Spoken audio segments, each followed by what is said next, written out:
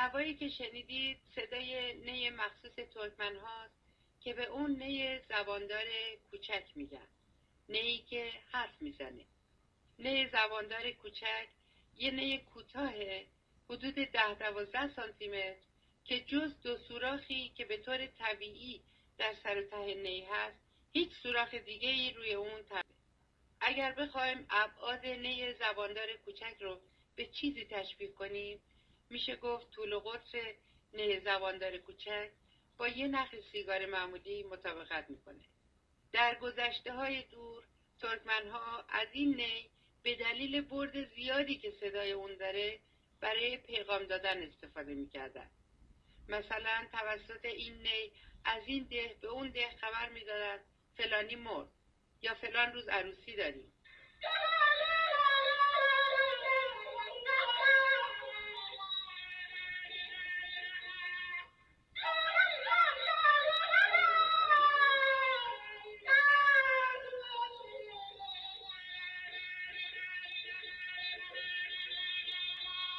سالهاست که کسی قادر نیست این نوع نی نوازی رو با این مهارت انجام بده.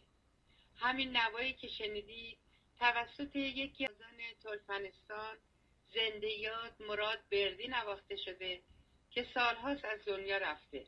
شاید تنها اثری به جای مونده از این نوع نی نوازی که در دسترس ما باشه همین بود که شنیدید که استاد مجید تکه بخشی ترکمن در اختیار ما گذاشت. بشنویم توضیحاتی که مجید تکه در مورد نی زباندار کوچک دادن. نی زبانداری که ما قبلا داشتیم کلمات رو تقریبا مثل انسان ادا میتونسته بکنه. همونجور که گوش کردیم الان کسی ترکمنی یا حتی ترکی رو هم زبانشو بلد باشه میتونه متوجه بشه که چه کلماتی رو ادا میکرد. چه کلماتی ادا میکرد؟ سقلا یا آلون مرال فویلدر، یعنی الان خیلی نزدیک به کلمات انسان ادا میکرد.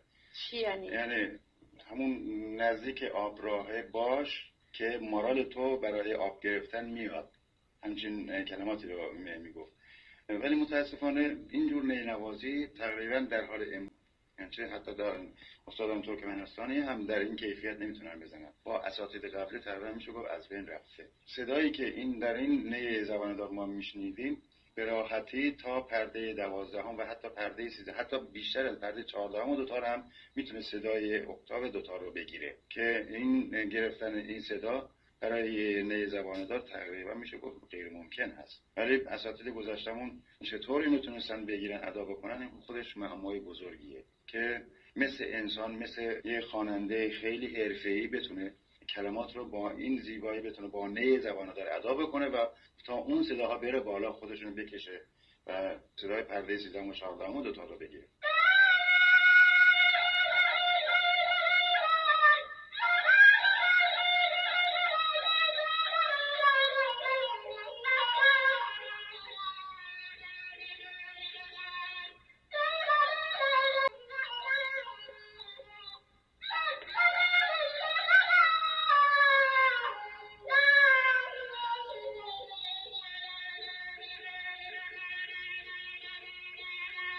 نی زباندار در داخل موج جا میشه و هیچ گونه سوراخی روش نداره و در هنگام نواختن نوتا به وسیله سوراخ‌هایی که توسط انگشت موج شده ایجاد میشه به وجود آورده میشه.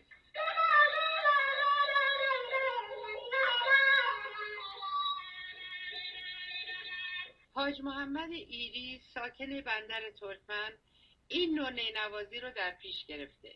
هرچند که به مهارت استاد بردی نمی نوازه اما صدای نی اون هم شنیدن داره.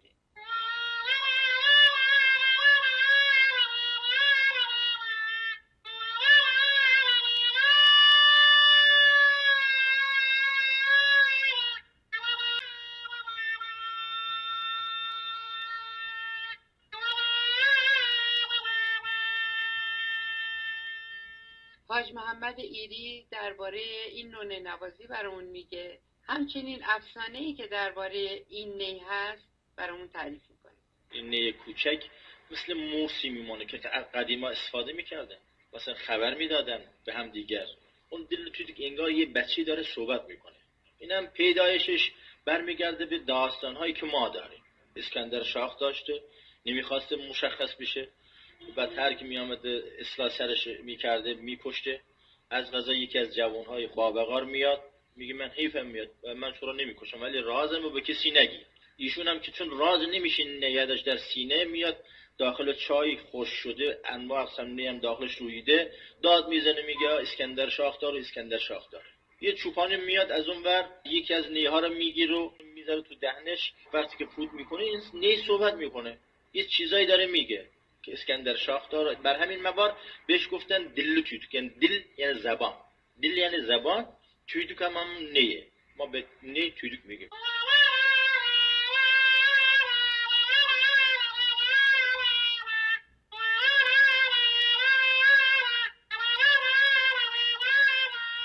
اینو باز زبان نگه داشته میشه. شما نمیتونه همونطور فوت بکنی. اغلب کسانی که دستشون میگه این کارو میکنن، صدا در نمیاد. به اینقدر باید تمرین بکنه این زبان عادت بکنه، به الا میخواره. زبان باید اینو چسبان بعد فوتش کرد. به خاطر همین هر کسی نمیتونه این کارو بکنه. مشکله. این فقط مختص ترکمن است. مختص ترکمن است. نوازندش الان کسی نیست. مثلا حتی در ترکمنستان هم نیستن. اغلب این الان من با ریتم تو عروسی ها میزنم. آهنگ‌هایی که مثلا مخصوص گوش دادی گفتم ذکر است ترکمنی، اونا رو مینوازم.